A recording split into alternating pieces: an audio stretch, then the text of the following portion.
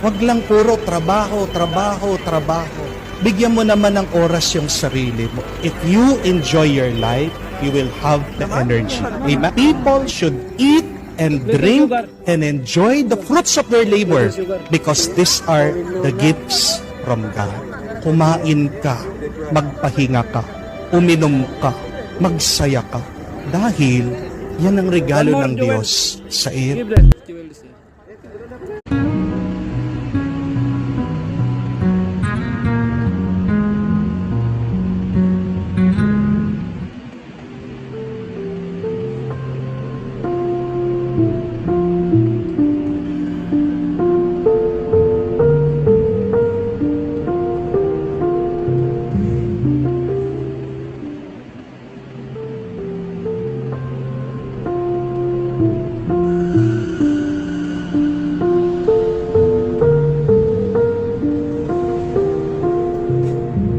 Daya mo naman eh.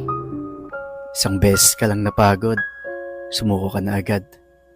Samantalang ako, tiniis ko lahat.